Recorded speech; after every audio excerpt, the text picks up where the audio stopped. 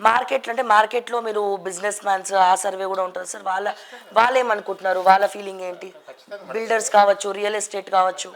అంటే బేసిక్గానే ఒక general common line ఏమొచ్చిందంటే Congress రాగానే రియల్ ఎస్టేట్ పడిపోయింది ఒక పడిపోయింది. సూత్రీకరణ చేశారు. ఎస్, చాలా సార్లు నేను కూడా మాట్లాడాను. ఆ యా. సూత్రీకరణకి వీళ్ళు అదనంగా ఏం జోడించారు, హైడ్రాని జోడించారు. అవును. హైడ్రా ఎప్పుడైతే వచ్చిందో ఇక రియల్ ఎస్టేట్ అటు rear view, river view, lake view అనగానే అసలు అటువైపు పోయేటోడు కూడా లేడు. లేడు. సో ఈ మధ్య ఇంకోటి ఏమైందంటే అక్కడ ఆంధ్రప్రదేశ్లో చంద్రబాబు ప్రభుత్వం వచ్చిన తర్వాత అక్కడ అమరావతి నిర్మాణం ఈసారి గ్యారంటీగా జరుగుతుంది అనేది ఇక్కడున్న రియల్ ఎస్టేట్ వ్యాపారులకు చాలా హోప్ వచ్చింది. అందుకే మీరు కూకట్పల్లి నుంచి ఆ చుట్టుపక్కల ఉన్న రియల్ ఎస్టేట్ వ్యాపారులందరూ ఇప్పుడు విజయవాడకు తరలి వెళ్ళిపోయారు. ఓకే. ఇక్కడ ఉంటే జనం కొట్టేట్టున్నారు, ఎందుకంటే చెరువుల పక్కన కబ్జాలు చేసి అన్ని పక్కన. సో ఎవరైతే లబ్ధిదారులు కొనుక్కున్నారో వాళ్ళ ఇళ్ళకి మార్కింగ్ వేస్తుంటే వాళ్ళు వచ్చి బిల్డర్ అడుగుతున్నారు, పోయి విజయవాడలో దాచుకున్నారు. అవును, అంటే వాళ్ళకి భయం వేస్తుంది. అల్టిమేట్ గా అందుకని ఇప్పుడు హైడ్రా అనేది నాట్ ఓన్లీ హైదరాబాద్ జిల్లాలకు కూడా వ్యాపించింది, జిల్లాలో కూడా మాట్లాడుతున్నారు.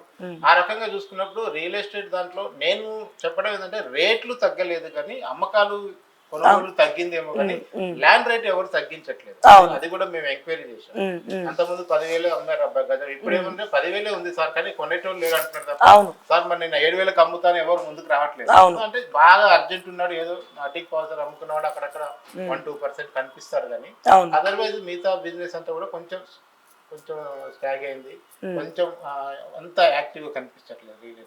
ఓకే, అంటే ఫైనాన్షియల్ ఆస్పెక్ట్స్ చూసినట్టయితే సార్ మార్కెట్ డౌన్లో ఉంది, ప్రజలలో ఎవరి దగ్గర కూడా డబ్బులు లేవు, రొటేషన్స్ ఆగిపోయినాయి, మార్కెట్లో అమౌంట్ స్టక్ అయిపోయినాయి అన్న వార్తలు కూడా ఎక్కువ వినబడతా ఉంది. అంటే దానికి 2 కారణాలు ఉన్నాయి. ఒకటేమో మనకి World War III వస్తుందని ఒకటి, తర్వాత స్టాక్ మార్కెట్, షేర్ మార్కెట్ పడిపోవడం ఒకటి.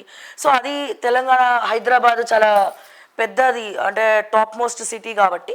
సో దీనికి ఏమైనా లింక్ ఉందా, లేకపోతే ఎందుకు మార్కెట్ డౌన్ అయిందన్న ప్రచారాలు కూడా ఎందుకు జరుగుతూ ఉన్నాయి, డబ్బులు ఎవరి దగ్గర లేవని? ఏం తెలియదు. కొంచెం హైదరాబాద్ లో కూర్చొని రిపోర్ట్లు చదివే వాళ్ళకి ఇవన్నీ తెలుసు కానీ కామన్ మ్యాన్ కి కేసీఆర్ పై రేవంత్ వచ్చాక జేబులోకి డబ్బులు వస్తున్నాయా రావట్లేదా ఒకటే తన క్రైటీరియా, తన పారామీటర్ ఏంటంటే ఉదయం సాయంత్రం 5 వరకు వచ్చిన డబ్బులు వైన్ షాప్ పోయిందా లేదా అనేది గత ప్రభుత్వం ఉన్న క్రైటీరియా.